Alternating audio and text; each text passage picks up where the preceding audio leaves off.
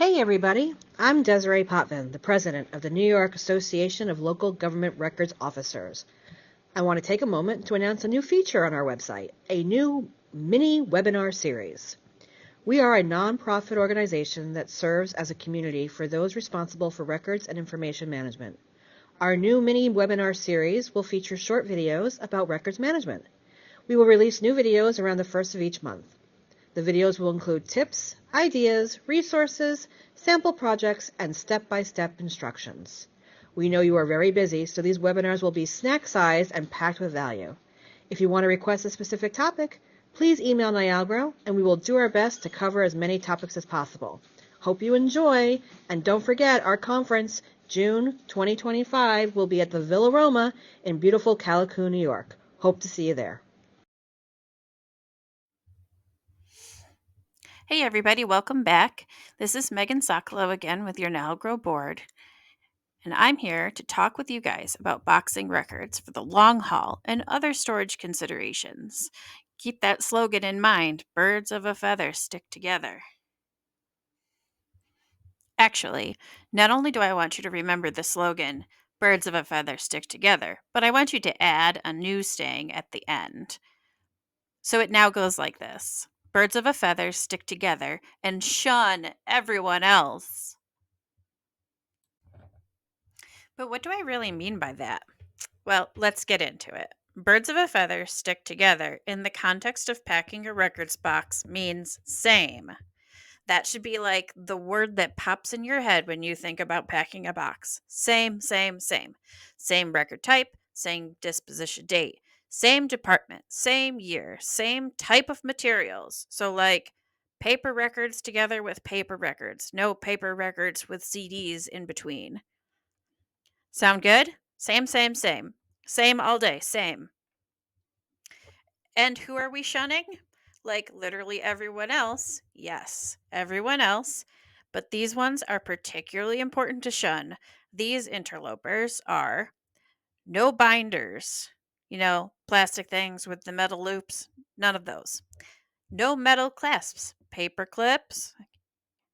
What about staples? Okay, look. I get it.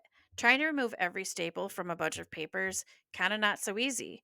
And if they're going to be shredded eventually, it doesn't really make sense because they can go right through the shredder and it's fine.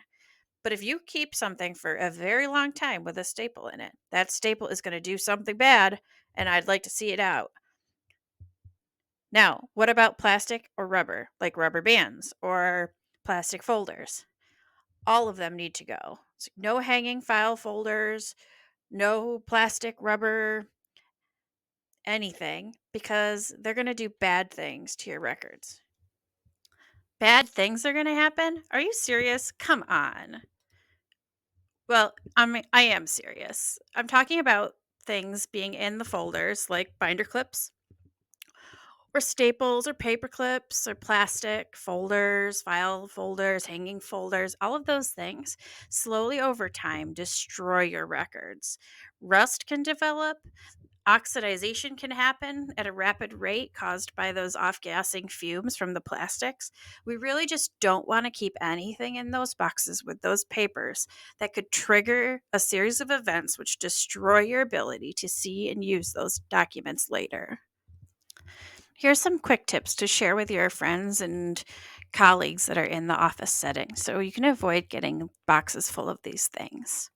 Number one, you want to start getting people to put things with longer retentions in bright colored folders or just separated from other parts of the series so that they can be pulled and put in a different box when it's time to pack the boxes. That way, you don't end up having a situation where a bunch of things come together in one box that are maybe project files that have wildly different retentions.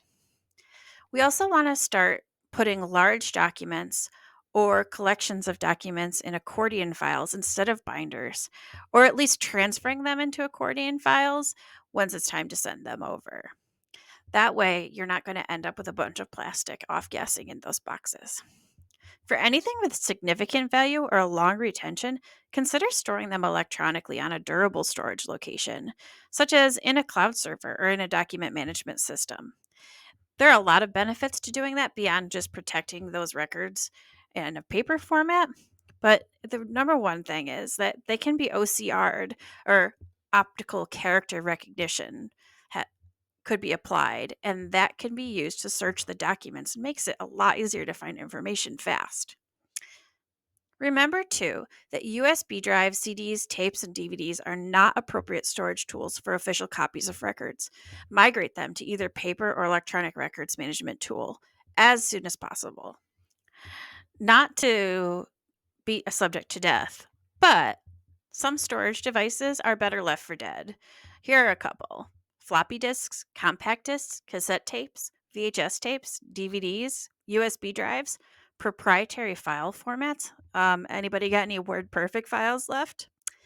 Or legacy record systems in outdated softwares. It's really, really, really important that we deal with these things before it's too late. For example, I recently learned that VHS tapes are increasingly hard to play because nobody makes VHS players anymore. The very last manufacturer of VHS players has shut their doors. So, unless you have a really great VHS player hanging out in your office, you could be out of luck with those. They need to be migrated ASAP. Right. So here's the truth, right? I may have a really great records program, and I do. It's really exciting how much we've been able to accomplish. I still have a long way to go, though, because when I open a box, 9 times out of 10, I am going to find some of those things in there. I might find CDs or DVDs or plastic binders or all kinds of things that shouldn't be in the box, wedged in between paper documents that have permanent retentions. It happens all the time. And I could panic. In fact, I have a time or two. But instead, I recommend that you go ahead and give your New York State Records Advisory Officer at the New York State Archives a call. The phone number I have listed there is the general line, and they'll direct you to the correct person, or you can visit the website and find the correct person yourself. The link will be clickable when you're watching this video, so go ahead and click that link and head right to the website.